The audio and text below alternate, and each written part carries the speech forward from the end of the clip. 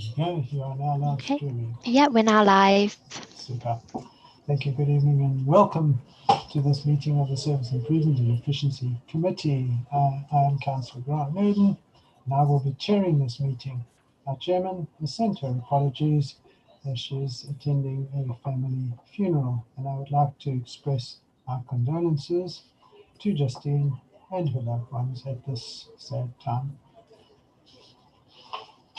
We'll start off with having a roll call and receive declarations of interest under procedure rule number 8. Yes, Chairman. Yes, Councillor Bullman. Present, no declarations of interest. Councillor Catchpole. Present, no declarations of interest. Councillor Kelly. Present, no declarations of interest. I don't think Councillor King is here. I can see that Councillor Holland is in the waiting room.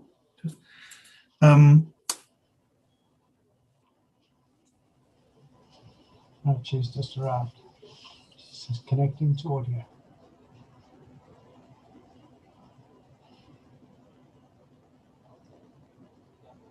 James, you're on mute. Councillor Nurden. Present, no declarations. Councillor Prutton. Present and no declarations. Councillor Roper. Present, no declarations.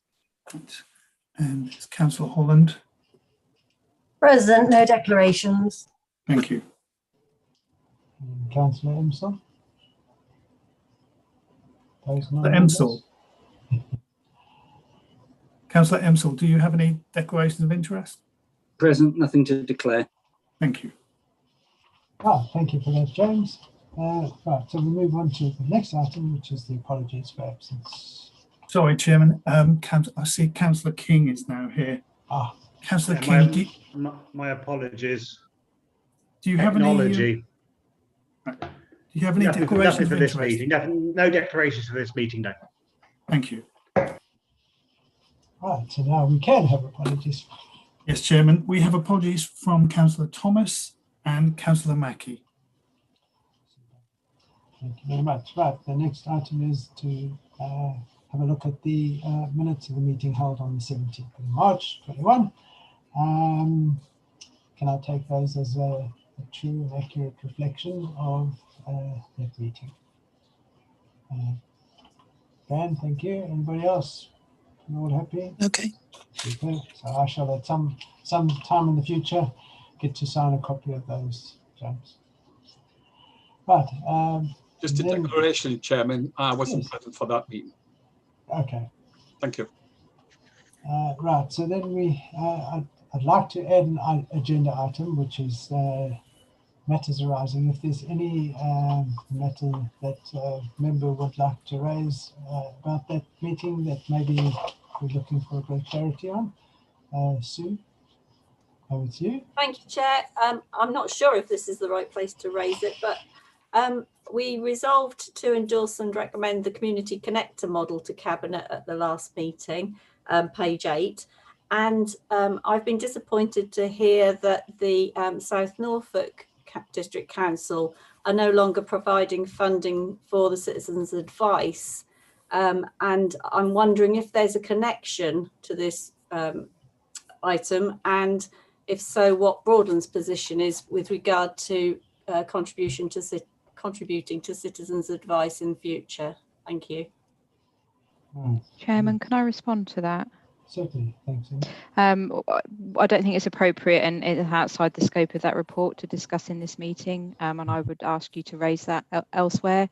I would suggest through, if you drop me an email, Sue, then I can absolutely pick that up for you on your behalf, but I'm not able to give you an answer at this point in time because I'm not close enough to it, and we're here to talk about Broadland. Absolutely, and not to do anything with South Norfolk. Any other matters arising? Councillor King.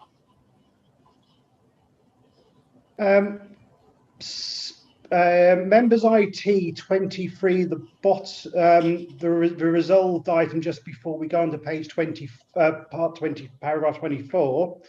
The Service and Improvement and Efficiency Committee recommends Cabinet keeps the current IT provision. I thought what was decided was that we would keep the current IT provision for 3 to 6 months after Office 365 was implemented, and then look at it again. That's my recollection of the meeting. I'm not sure if my fellow councillors agree with that, but I thought that's what was resolved.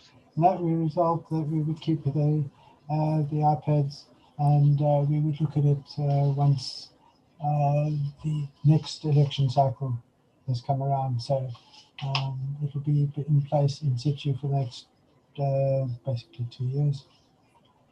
By which time we would have had a good look at the issues, and hopefully with the rollout of Office 365, all those issues would have hopefully been resolved.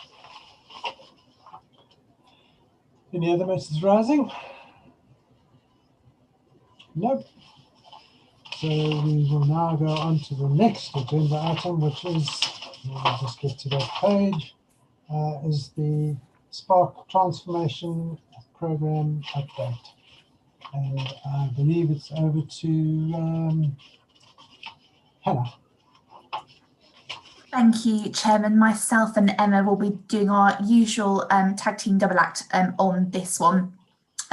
So as you will see before you, we put together a paper to give an overview of the progress on the Spark programme as we brought to previous updates to this committee. You'll notice that the format of the report is a little different, and this time we have reviewed the format of the report to ensure its accessibility. So that's why it looks a little bit different for you this time round. In terms of the report itself, and within the covering paper, we've outlined some of the key phases within each of the projects and programmes of work that have been outlined to give a clear reminder in terms of the key stages within each project. And myself and Emma will now just briefly go through and pull out some of the key highlights. The first one on the paper in front of you is the joint website. I won't go into that because we have a substantive item on that this evening, so I'll hand over to Emma to do the first few which fall into her remit. Lovely, thanks Hannah. So you've got in the main report, you have got a summary, but I will probably take you to the appendix and talk you through. So if we start on page 20 of your agenda pack. So the first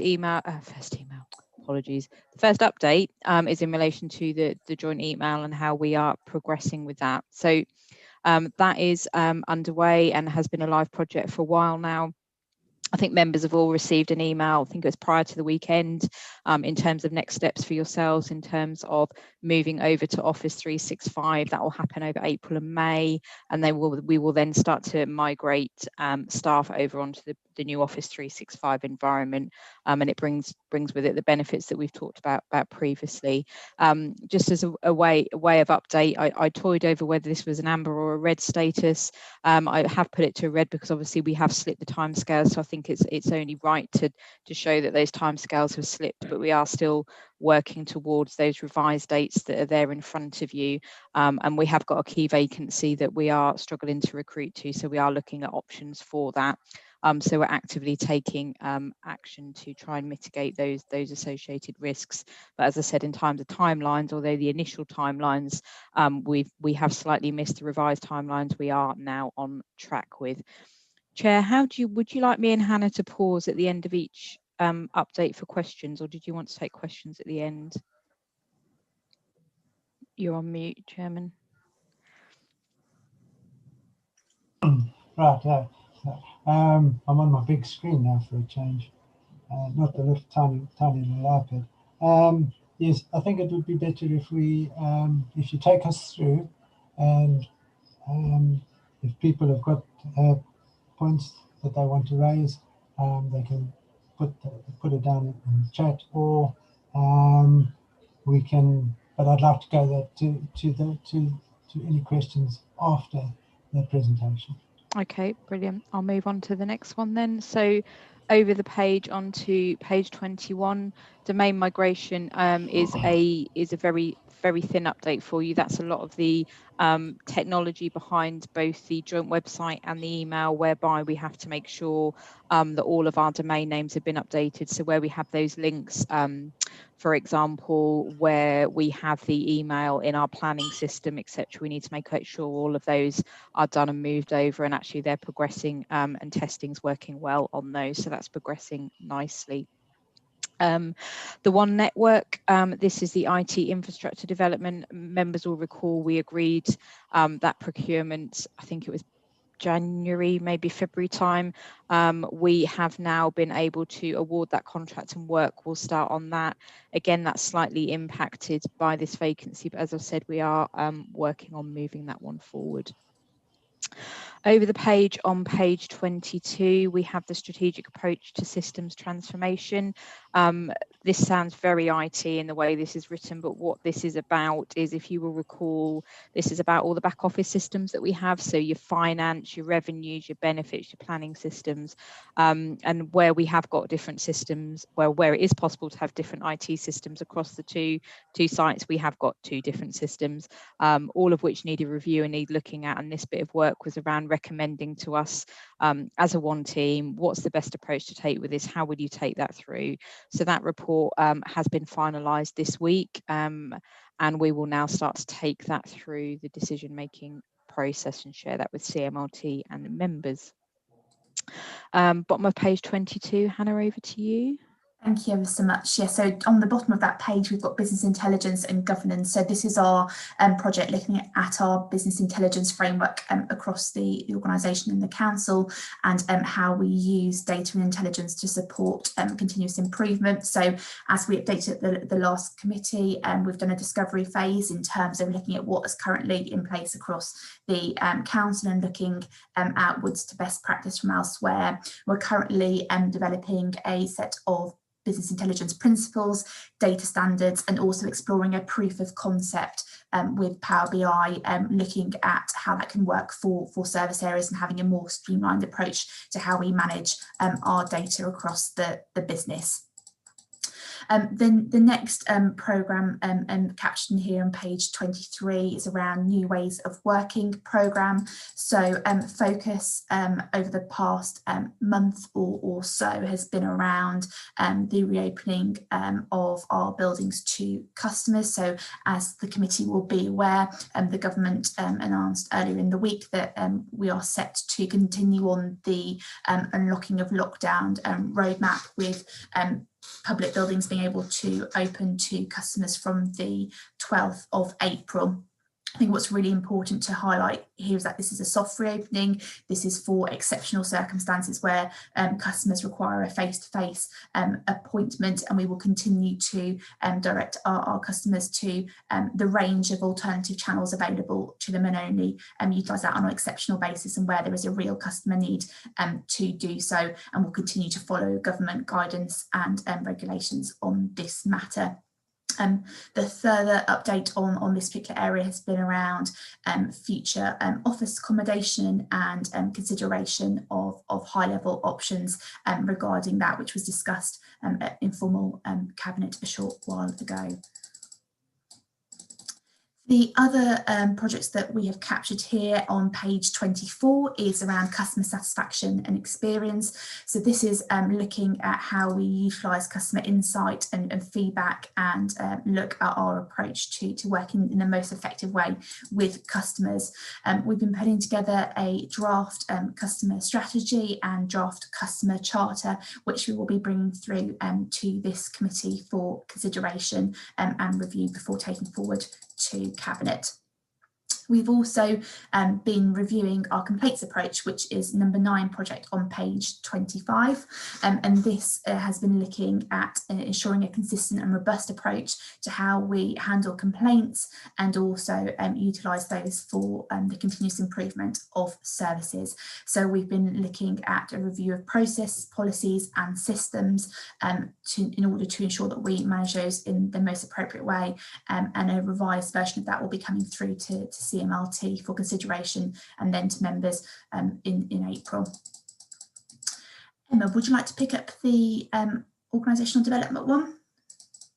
Yep, can do, Hannah. So this is at the bottom of page 25 of your agenda. So the organisational development, as we've talked about before, is very much around the cultural development, our training and our leadership development for all of our staff. This is progressing really well at the moment. So we've had some senior managers go on Myers-Briggs training, which is behavioural styles framework, and that will be utilised and rolled out across the organisation, which will be really helpful for teams kind of getting to understand each other and work with each other. We've got a performance scheme consultation that's currently underway with staff, and we are just rolling out a leadership development program as well, and some sort of in-house training sessions for our managers, for our aspiring managers, and then also for the wider staff as well. So that process is working nicely and will really kind of come to life in the new financial year. Just moving on to a couple that are kind of outside of mine and Hannah's areas, but we can give you a brief update on those. The broadened procurement of the waste contract. Spoke to the chairman about this one beforehand. This ultimately started off as a Spark project when we were looking at the best way to deliver that service. Broadland have obviously made the decision to continue with the procurement of a waste contract, and that's why that's in there as a project. But I think you could argue, as the chairman spoke to me earlier, is a business as usual project. Review of council depots and future options report. That is very much a Spark project, and there's very early work being undertaken there, and condition surveys being undertaken at the depot site to kind of look at what's the best approach to take there. The Best in Class Housing Programme, as members know, that was approved earlier in the year, and I think the system may have gone live today as we speak, I believe. If not, it's over this week at some point in time. So that's going well. Oh yeah, go live date 8th of April. So that's progressing really well with that new policy, and taking that option forward there. I think, yeah, that's the end of that report, Chairman. Okay, thank you very much, Emma. Right, I'll just, well, now down to 3, because she has mentioned the issue that I had with regards to the waste procurement contract not being a Spark project as such. Just 3 questions. Particularly, Hannah, you might be able to answer these, but a thought crossed my mind, so possibly there are 4 questions. The first one has to do with the business intelligence and governance. We talked there about agreeing the BI principles, data standards, and proof of concept. I'd like you to be able to just tell us a little bit more about what this phrase, proof of concept, means, because we now have documents that have been published on the website that are accessible to everybody, and we'd like to have things put in as plain English and understandable to the lay person out there in the public.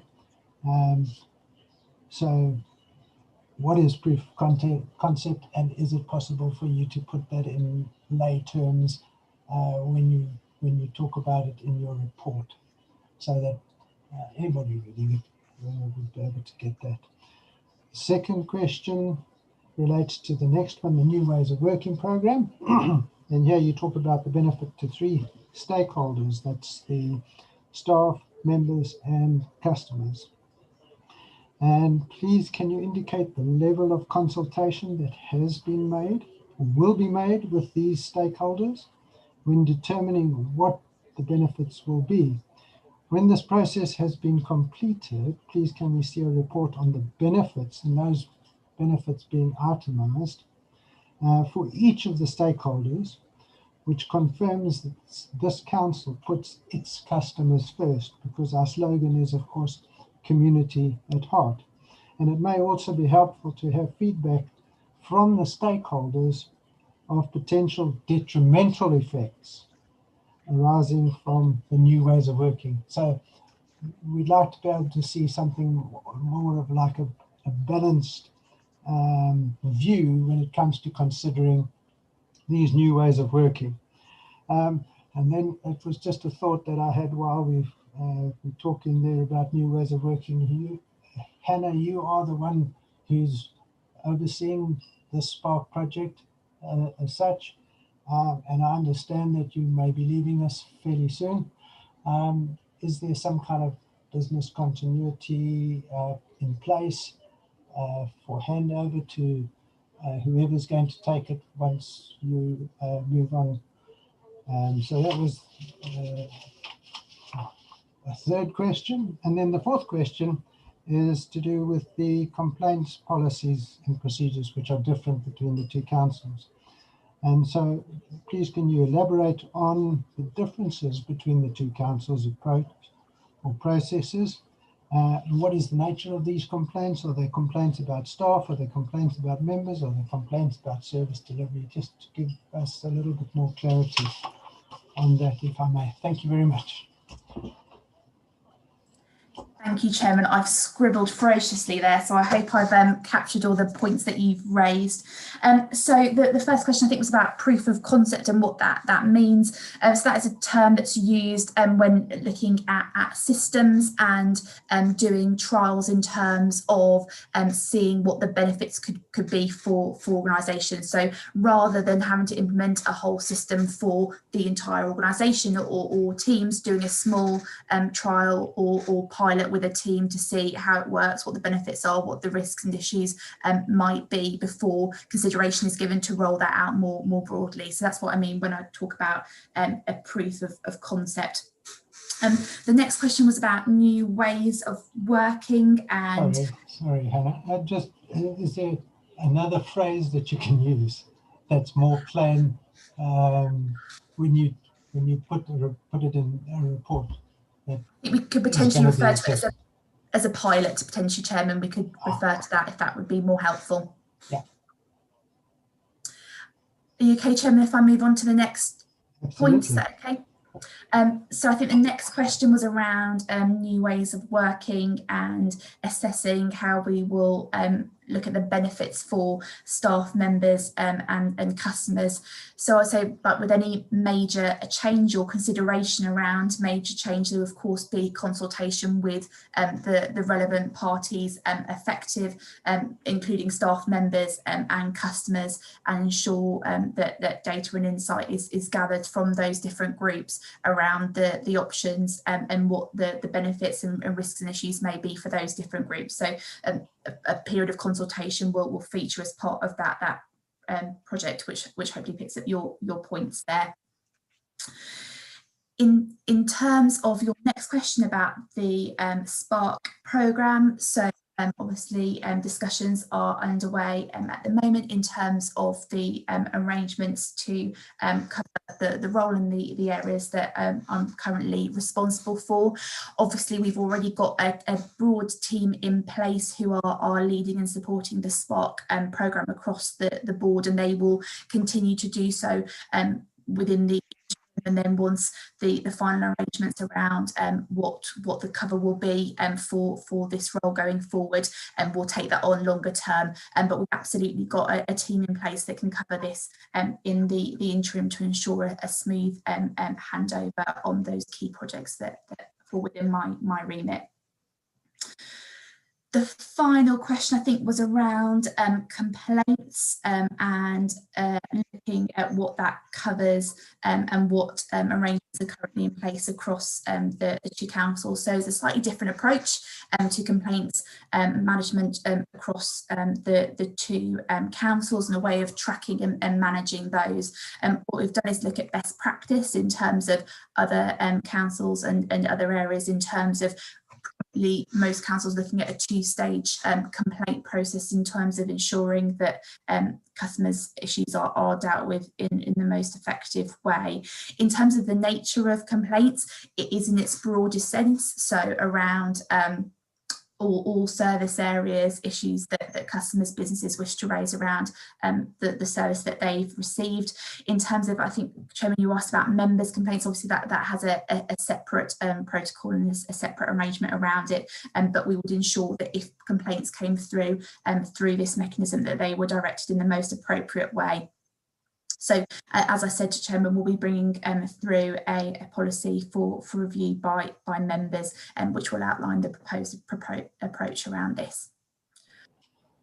Thank you very Your much, Hannah. questions? Yes, that's on the ball. Right, I have two questions from members. One is from Ken Kelly and Peter Bowman. So we go Ken first. Yes, good evening, Hannah. Just one slight problem I have with the report. You've defined an anachronism, spark in there. What I'd like to see is a definition of that, because if my residents come in and look at the papers online, etc., they're going to be wondering what SPARK stands for or what the definition overall. So if we could in future, if you just, as one of the headers, make a definition of that so that, you know, residents have a better understanding what we're doing. Thank you.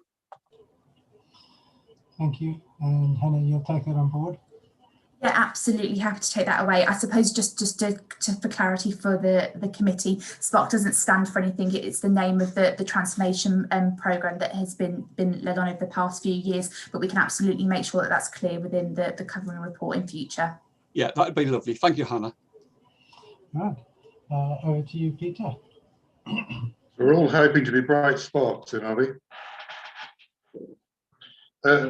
First question, relating to office accommodation and office working. There are two extreme polarities of view currently being expressed in the media. On the one hand, you have Nationwide, where they are saying that everybody can work wherever they like, more or less, as far as I understand it. And you have Goldman Sachs, Google, and Amazon saying, no, you're going to go back to working as you were before. How, as we, as an organisation, are going to accommodate these two diverse views, and where are we going to pitch where we think we'll end up? I emphasise the word think, because it will be a developing matter. Do you want, I can pick this up, Chairman? Yes, thanks. Yep. So in terms of, I mean, we've been quite clear, and in the member comms that have gone out over the past year, we've been really clear that agile working is absolutely the way forward for us as an organisation. It has proved really beneficial for staff. It has absolutely given them a much better work-life balance. It has helped our working mums with the school run. It has absolutely brought a lot of benefits. We've done a lot of consultation with the staff who are really happy with the agile way of working and are keen to see that continue. So regardless of decision on accommodation or wherever we end up with that, as I've said before, that's extremely early days. The workforce will continue to work in that agile way. It's absolutely the way forward for us. So how would you assess the efficiency, the effectiveness of that? So a lot of it has come from the staff, and a lot of it has been from talking to the staff and understanding that they can be much more flexible. We can actually provide a much wider service through more hours during the day as a result of it. And I think through performance speaks for itself over COVID. We've absolutely continued to reach our performance stats with everything we've had to deal with as well. So I think that does speak volumes. Okay, so we'll keep on obviously monitoring it. Presumably. Absolutely, we will, through the performance reports that come through to Cabinet, absolutely. Second question then, if I may. Going to organisational development, if I read correctly what is being proposed, I see what is being proposed more of management development. Is that the key thrust of it? So there's tiers of this. So it's starting off with making sure that our managers are absolutely equipped to manage the workforce that we have. We're really conscious that we brought the two teams together, and there was a lot of work that we wanted to do over the last year in terms of management development, and we just weren't able to because of COVID, initially the restrictions, and then the work that our team have had to pull on and do. It's about capacity. We absolutely want to start investing in them now in a much better way. So absolutely, Peter, part of it is starting off with management development. We need to get that right, and that's fair for all of our staff. We will then look to widen that across the organisation, and we already use a platform called SkillsGate, which offers hundreds and hundreds of courses for our staff to access at any point in time, ranging from your manual handling through to performance management, through to time management, through to resilience. There are hundreds of courses on there. So we are absolutely providing a broad spectrum of training and development for our staff. That obviously deals with a key element of organisational development. Another key element of organisational development is getting the right structures and processes in place. I'm not seeing that mentioned in this particular project. Am I just missing it, or is it to come at a later stage? So the process review absolutely is happening through our internal consultants. Absolutely, what they're looking at is process and procedure, and they are absolutely looking at what is best in class and what is absolutely the best way for us to work as an organisation. So it's not, you know, we've always done it this way or they've always done it that way. It's what's best in class, what's the best way to do that, and the teams are working through that. Again, I'm not going to lie, slightly impacted on by COVID, because those staff have been absolutely at the forefront of all of that. But that is absolutely something that we are looking at. So it's kind of part of all projects that we're looking at is process and procedure. So is it a separate project, or is it part of organisational development? It links into organisational development. Of course it does, because it's all about the cultural, so it links in. But if you take my area as an example, we call these green projects, which are your day-to-day stuff. I think I've got 15. So that they are looked at and they are managed operationally by the assistant directors to get all of that sorted. Of course, the minute we start to look at policy and strategy, that then comes in to the member forum and will absolutely come through that route. Okay. No, thanks, Peter. Good question. Just one of the things that you were talking about, the office. From what I can gather from what Emma was saying, there's been quite extensive consultation with staff, and I mentioned there was 2 other stakeholders that also have to be taken into consideration. And so before any decisions are actually being made, we'd like to, well, from myself, I'd like to be able to say that we've had extensive consultation with the other 2 stakeholders as well. So that was why I raised that issue of new ways of working with my second question. I also have questions from Councillor Roper and Councillor Catchpole. So we go to Councillor Roper first. So, thank you, Chair. Quite a quick one from me, and it's about the review of council depots. And I suppose there's a question of, I appreciate there aren't any milestones yet, but can we have a milestone as to when we're going to get some milestones? Some idea about when key bits of information and when reports might come together on this, please.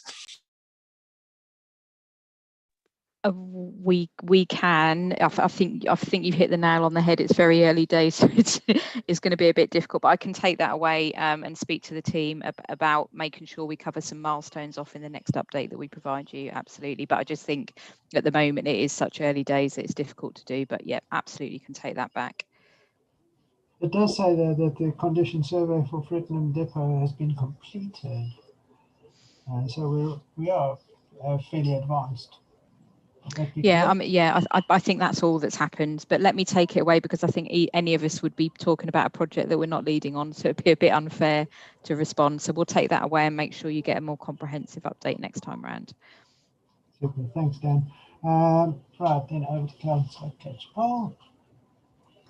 Thank you, Chair. I think my comments really are more of an overview of having read through these various projects and lots of references to sharing and consulting with stakeholders and members. And yet I don't feel consulted with on a number of these projects. And so my question, I suppose, is who is making the decisions as to who needs to be consulted on which projects? Because with the 47 of us members, how many are actually being consulted over and at what stages of these projects? And I'll use an example, and that is that the Office 365 rollout and the training for that and the changeover has been scheduled for April, but I feel that if members had been consulted, maybe April wouldn't be the best choice, given that there's an election on May the 6th, albeit for county, but for various other elections as well. So that's just one small example of how I feel consultation may be improved. Thank you. Yeah, thank you, Sue. Emma? Yeah, I can come back on that, and I'm sure Debbie and Hannah will have a view to feed in as well. Consultation will vary on the project. It will depend on the project. What you have in front of you are what we call the blue projects, which are the big projects that impact on everybody across the board. So it's absolutely right and proper that you as a committee get updates on those, so you know where we're at. In terms of consultation, portfolio holders are regularly kept in the loop where we're progressing with that. Where there's a decision in a project that needs a member sign off, then it will absolutely go through the right committee for that member sign off. And in terms of consultation, Office 365, as an example, that was talked through with the leader and the portfolio holder. The dates have been shared with this committee on various updates over the last few months. So there has been that information shared with members, with the April rollout being provided in Spark previous updates. So the level of consultation will vary depending on the project. Debbie and Hannah, is there anything you wanted to add? I would just add, in regard of the Ashfield Office 365, I think, one of the reasons we're doing members first is in response to the responses we had back from the member survey on the members IT, and the wish therefore to try and make that as, try and speed up the process in terms of transforming your life and making it easier for you to do your role as members. So that's the rationale as to why actually members rollout is going ahead early on in that project, to try and maximise that for you, because we understood that, from the responses we had, how difficult it was for you to use your IT. So that's in direct response to that, Sue, and it has been shared, as I say, as Emma said, in previous updates to the committee. So hopefully it's not a surprise. It's in there. Could I also ask, what does CMLT stand for? Corporate Management Leadership Team. So the directors and Trevor and Emma and Rodney in their role as statutory officers. Okay, thank you. Right, thank you for that, Sue. It always reminds me of a statement that I heard several years ago, that Broadland is a member-led council, not an officer-led council.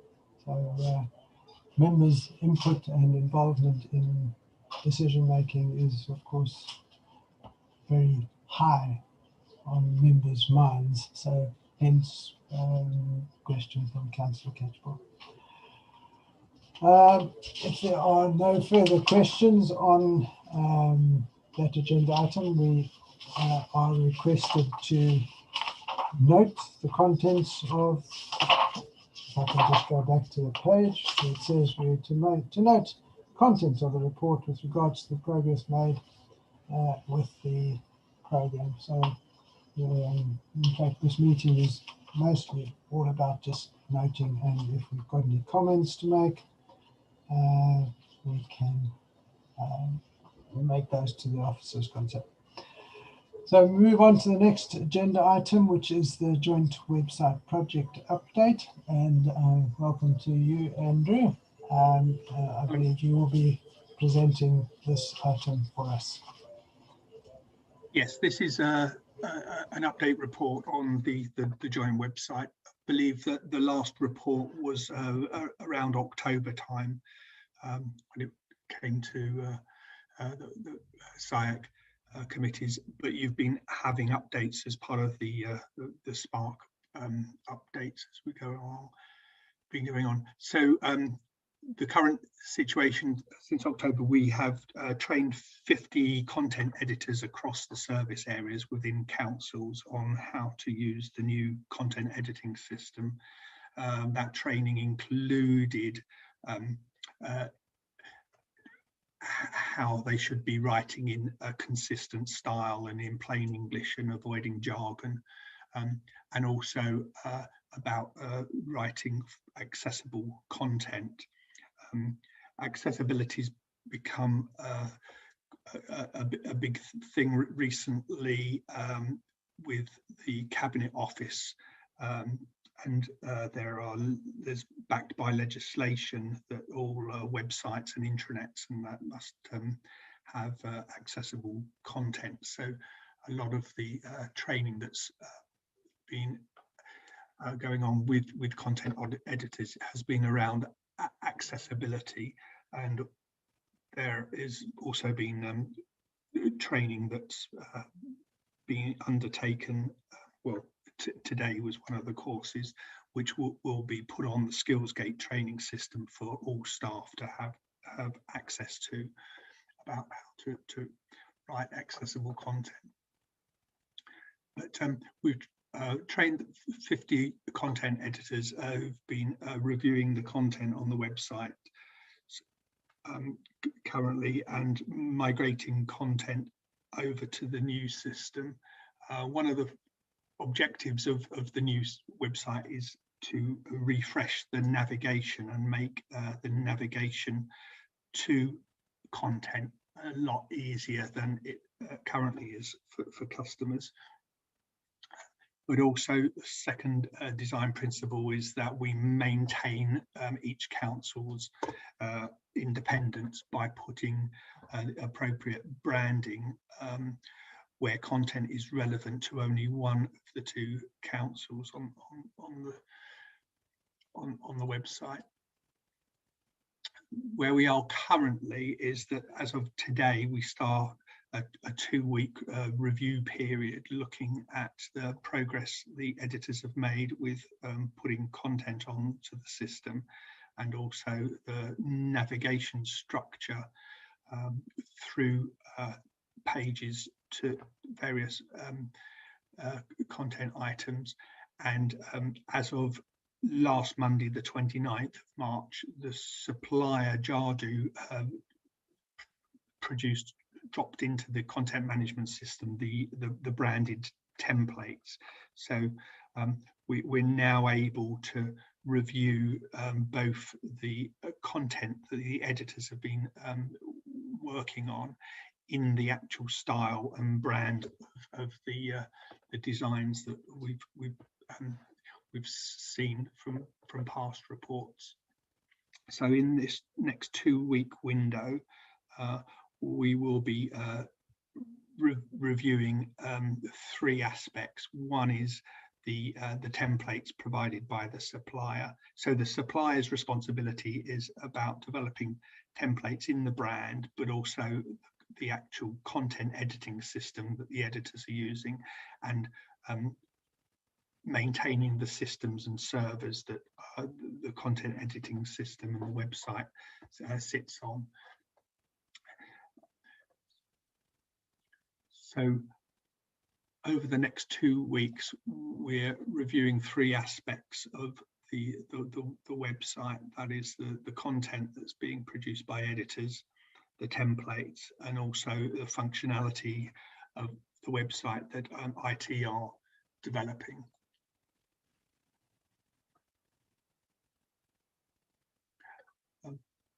You should have all received an email a couple of weeks ago inviting you to some member review sessions that we're holding to seek your feedback on the current status of the website. So the first one is tomorrow night, and then there's one on the 13th and the 14th. And the purpose of these is to walk you through the website and the navigation structure and get your feedback in terms of whether you feel the navigation through pages to content is right. And in terms of getting feedback, I need to make sure that the feedback received, I direct it to the appropriate area out of the 3 areas that we're reviewing. So if it's related to the branding templates, I would direct that feedback to the supplier. If it's related to functionality, I direct that to IT, and if it's related to content, I direct that to the appropriate content editors within the relevant service areas.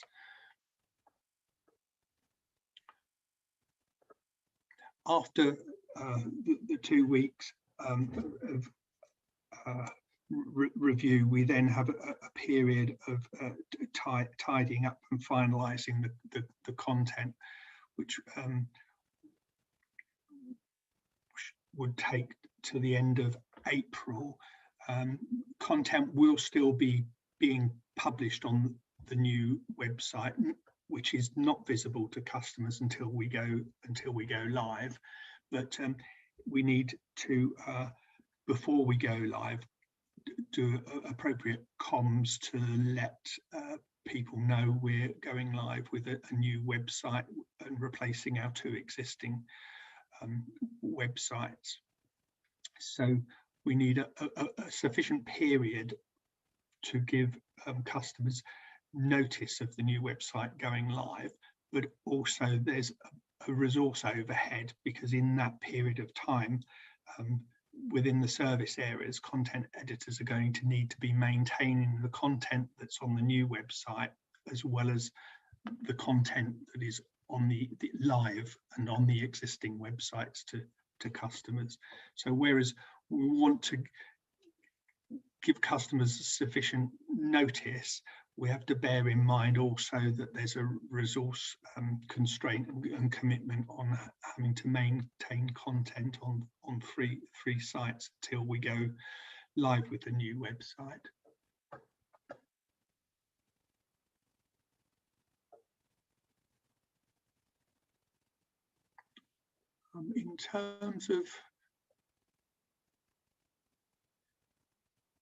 In terms of the website, I think that's probably it. Can take questions. Right, thank you very much, Andrew. Very informative. I see we have Councillor King wanting to ask a question. So over to you, David. Thank you very much. Has any consideration been taken on the dyslexia style guide of creating dyslexia-friendly content? Because from what I'm seeing here, this is massively inferior to what the current Broadland website is when it comes to somebody like myself that does have dyslexia. Having a moderate blue on white with no contrast doesn't seem necessarily the right thing. If you take as an example the members page or the councillor information page on the Broadland website, the words are over beige, so you can actually see it with contrast. I don't understand if that's not being considered, why it hasn't been, and I'm not really sure if the font as well, being really quite a close together font, is appropriate for people that do have difficulties like this. And it is quite an easy fix to use a better font, or it should be quite an easier fix to use a better font. Okay.